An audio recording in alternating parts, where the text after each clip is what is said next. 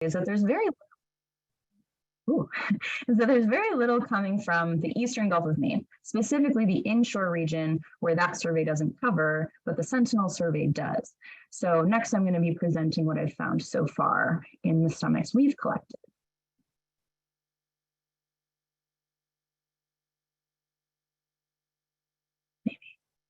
Okay, awesome. So first, just a little bit kind of about the methods. We didn't start collecting stomachs until 2016. And so these results are from stomachs from 2016, 2017, and 2019. I am almost done with the 2020 stomachs, and I'm hoping to be done with 2021 in the next few months. And we did collect stomachs in 2022, which will be analyzed by DMR. But so what we notice are that large crustaceans like crab and lobster make up over 60% of the stomach content weight. And I put them in these general prey categories because sometimes it's really hard with half-digested things to get really specific about what they are. But I'll just describe to you guys sort of what makes up those groups. So crab is mostly cancer crabs, so things like Jonah crab and rock crab. Mostly Jonah crab though, and then spider crabs. The picture that you see at the top, all of those little lumps are crab. I have them separated by cancer crab in that bottom corner and spider crab sort of on the right. So there were over 15 crab in that one stomach, and it actually had a good chunk of lobster in it too. But so they seem to be consuming a lot of these. And then we'll move on to the next slide. So speaking of lobster, these results that lobster make up almost a fifth of cod prey by weight is really interesting because the other surveys like the NEFSC and stomachs that have recently been collected by DMR haven't been able to identify lobster as being an important prey item. So there's something unique about where the Sentinel survey samples that's allowing us to sort of detect this. And it's cool because sometimes we find whole lobster, like the little ones, but that claw that you see there, you can't really see the measurement, but it was over 10 centimeters. I mean, it was like a third of the size of the cod that ate it. So it was pretty exciting. They seem to be able to utilize that prey resource pretty well. But in addition to lobster, well, I'll get into fish in a second, but some of the other important prey items are shrimp. While they don't make up a ton of the proportion of weight, we very frequently find them in stomachs. So things like northern shrimp, sand shrimp, other species like Hippolytidae species are very common prey items in terms of frequency of occurrence. Echinoderms, which are things like sea stars. We mostly find brittle sea stars, which is sort of on the left middle. And then other unidentified is a couple different things. Sometimes it's things like mollusk shells, worms. That picture in the bottom left is a sea mouse, which was like the coolest thing I've ever seen. They just look like a little fuzzy, but they're a little worm. So that was a pretty fun finding. But also in that sort of other un-ID group are animals that are just too well digested to identify as anything. So you sort of just have to classify them as animal remains. And then we'll move on to fish, which of course I feel like is probably the most interesting thing, and given sort of the alewife hypothesis is one that we really wanted to look at. So unfortunately, most fish are too digested to determine species or even family. A lot of times it's just sort of chunks of flesh and some vertebrae. But when I get fish like you see in these pictures, I try as best I can to identify them to the family or species. And of those identified fish, Acadian redfish is definitely the most common that I've found. But we do find things like tunner, they're in the second picture. It's a little flatfish in the third, some rock gunnels, radiated shanny. But you'll probably notice that I did not mention herring, river herring or Atlantic herring. While some of the unidentified prey fish are possible herring, basically there are things you can look for like, large scales. They have sort of distinctive looking ribs. sort of shiny skin, but you have to be careful about the assumptions that you make. And so no like absolutely positive IDs have occurred thus far.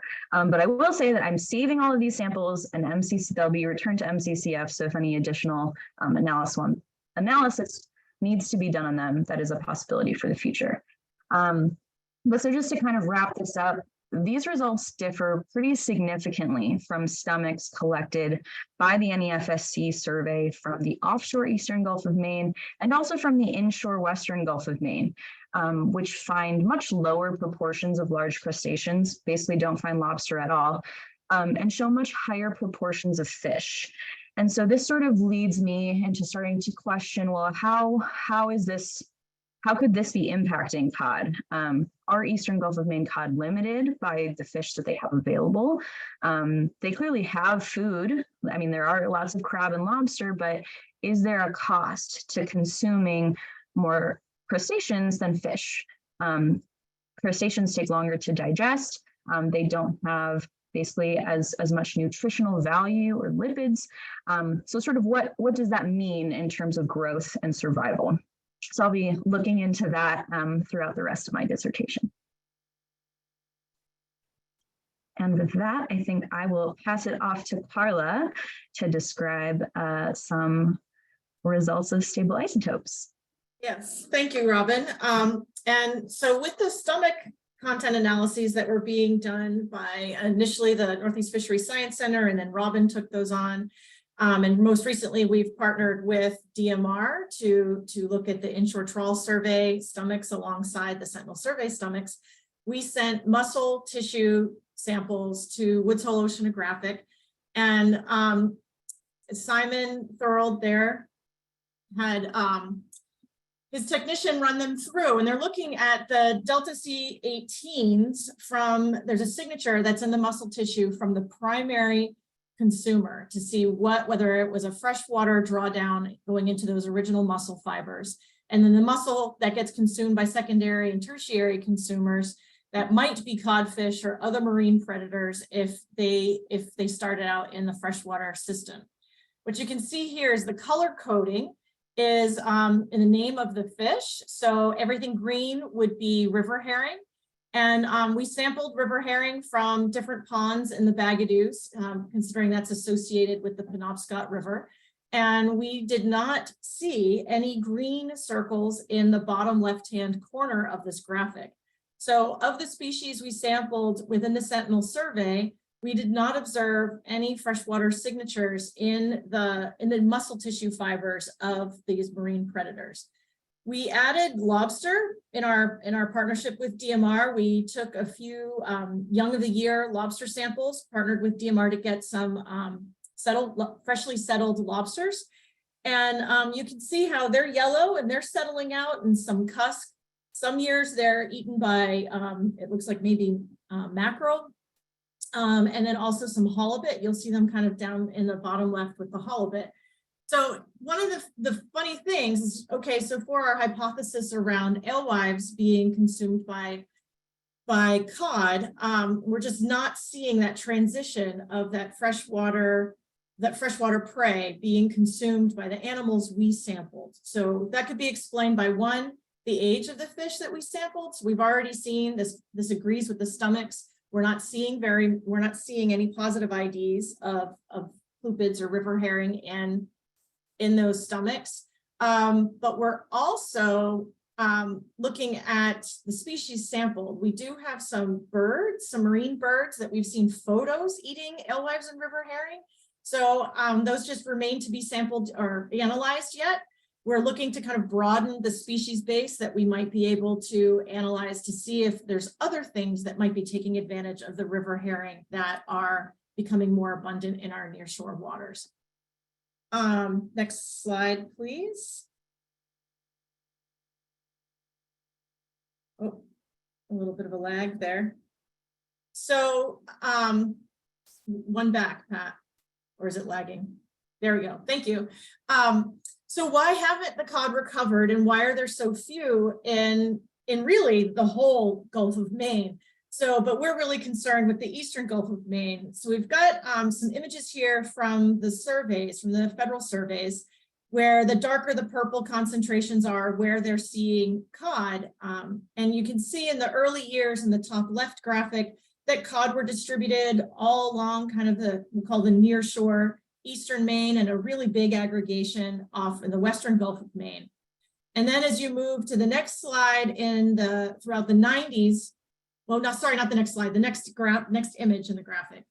You can see in the 90s that those populations of cod in the nearshore area were becoming fewer and fewer and less dense. And then again, in the early 2000s, we can see that essentially the remaining cod are found really close to shore or in that pocket in the western Gulf of Maine. I include this survey index right now on the right-hand side, which shows that even from the 2016 date, we're still seeing a decline even in the western Gulf of Maine. So everywhere in the Gulf of Maine is seeing declining numbers of cod. So why could this be? I think it's several reasons. It could be climate change. It could be predation. It could be the quality of food. There is a prey shift potentially. The species assemblage of prey availability there, and it has a lower food quality. There could be some immigration and emigration of cod going to new and different places. It could also be, we've heard of social learning, that fewer adult cod teaching the younger cod how to survive and what to eat and where to go to aggregate to spawn. That might be something contributing to this. So anyway, what's next for the Sentinel survey towards investigating some of those patterns? One thing that's really exciting is that I guess it would be the council is undergoing a workshop right now where they're doing the research track for cod assessment. And they determined a few years ago that now cod do have 5 distinct spawning stocks, and that the eastern Gulf of Maine was distinct in its own spawning stock. So in doing that, they have a research track that's led by Lisa Kerr, looking at the different indices, the abundance indices that are available to assess cod stocks in the eastern Gulf of Maine. The plot on the left here is that research track looking at the 3 indices available in eastern Maine. And the blue line is the federal trawl survey, fall survey. And then the green line is the Maine, New Hampshire inshore trawl survey. And the red line is our Sentinel survey. So granted, we have the shortest time series. And one of the things that's most important for stock assessments is to make sure you have an unbroken long time series. And we're being reviewed while we're looking at this graph to see how well the three indices might agree. And we agree pretty well. You see that red line agrees fairly well with trend and track with the green line. However, in the last 2 years, we are an uptick, and the green line is a downtick. So the blue line is broken because of COVID and the feds not being able to run their trawl survey. So we're interestingly kind of like in the last 2 years, we have an unbroken time series, and this becomes really, really important for us to continue the time series, at least in the next few years, while we're being considered for the stock assessment. One other thing I wanted to point out is in the top image, that is the coverage of the Maine, New Hampshire inshore trawl survey. And I want to call attention to, without a pointer available to me, I wanted to call attention to the pocket here off of either side of Gouldsboro Bay. And then the empty pocket of space here off of Mount Desert Island, as well as the sort of southwest of North Haven and around Isle of Howe. Down here on the bottom, you can see how those pockets are covered by our Sentinel survey inshore, just to the southern end of Mount Desert, around Vinyl Haven, and in between Isle of Howe and to the eastern of Isle of Howe. And so I just want to say that we're doing a really great complement of hard bottom coverage that the inshore trawl survey can't cover. And that may be why we might have a difference in trend line right now. I think, is there one more? Yes. So we're partnering in the next year, we're actually partnering with DMR. We'll have staff from the trawl survey on our Sentinel survey boats. We'll continue the nearshore jigging portion. And I wanted to say that it looks like we really are where we need to be. If we overlay the green dots, which is where we have caught cod in the Sentinel survey, and the purple are Ted Ames recorded historic cod spawning grounds. And it looks like we're kind of complementing. We're covering where we need to be. We're not necessarily seeing cod on those spawning grounds in some cases, but they're adjacent or related to a lot of those target areas where fishermen previously identified these as being important spawning ground habitats. So it looks like we're where we need to be. We might not be there when we need to be there. So I think that's a really important piece moving forward. We're awaiting funding or to hear from Saltonstall Kennedy in a partnership with Adrian Kovacs to look at genetics. We've been collecting fin clips all along. They just haven't been analyzed. And we would like to try to do some targeted sampling of larger cod to see if we could do that moving into the future as well. With that, we'll go to the next slide, Pat. And again, as Alexa had said in the outset, this has been a huge collaboration with lots of people. We thank our many funders. They have been diverse in their interest and why they've supported us. We also have a lot of in-kind contribution from the Northeast Fisheries Science Center, analyzing otoliths and stomachs. From the Maine Department of Marine Resources is also providing some in-kind, lots of Yong Chen students along the way in his lab, and to all the fishermen who've contributed knowledge and effort over the years. Thank you. Well, that will take questions. Great. Well, thank you, everybody. And thank you so much to our panelists and speakers. This was really a terrific overview. And again, long time in coming to get this kind of detailed information that we can present. And I want to commend our speakers for being relatively jargon free. Good job, guys. So I do see that we have one question in the Q&A from Dan. So would genetic testing be helpful in identifying prey species of fish and cod stomach? So why don't I give that to you, Carla, since you just touched on that. Maybe you can elaborate a little bit about what that would do for us. Yes, I think Daniel, that would help us out a bit if we were to get some samples and do some genetic kind of fingerprinting. The one caveat being that we would have to make sure we had the genetic markers for the breadth of species we might expect. And one of those species that's been challenged to date has been the shrimp species. So we just might miss those. We might miss a few other things that we don't have a library in hand and catalog for. But yep, that could work. Yeah, and also if that was in reference to basically the unidentified fish physically in the stomachs, there certainly are some additional analyses that can be run that I don't personally have funding for.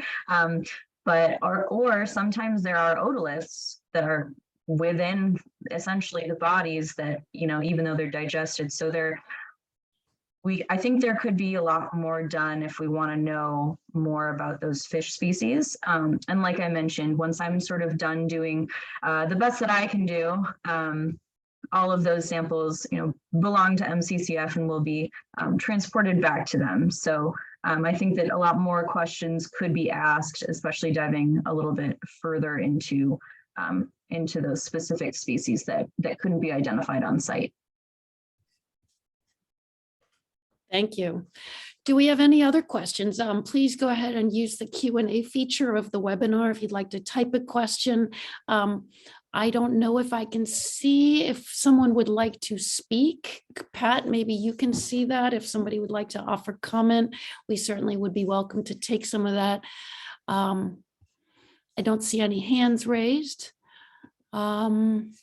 Yeah, if you would like to speak or comment, you can raise your hand. You should have that functionality on your end. And if you raise your hand, I'll call on you to unmute.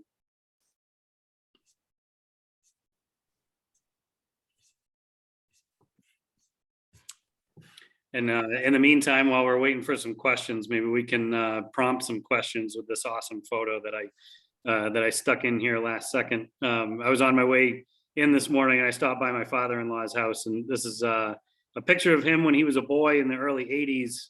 It's not a cod, it's a hake, but it is a monster, and it kind of it reminds me to be a little humble when we get a monster cod that comes over the rail that's at about 18 to 20 inches. I always like to think about this photo, and we used to have fish this big in this area. This fish was caught not too far from our shore. Great. Well, I'm going to say thank you to everybody. It sounds like we're just about running out of time, and sounds like the questions are maybe low on this one. Nice job for answering the questions. And again, I really just want to thank everybody who has made this possible over the years. And we certainly are looking forward to the next generation of the Sentinel Survey for the years forward, and certainly would welcome support. We do have wonderful in-kind support, and we've got a wonderful team that's ready to go, and we're really excited. So again, thank you everybody for your time today, and please don't hesitate to reach out to me, Carla, Pat, or Robyn with any questions now or after the fact, and we'll see you at the next Lunch and Learn, which will be the third Friday of April.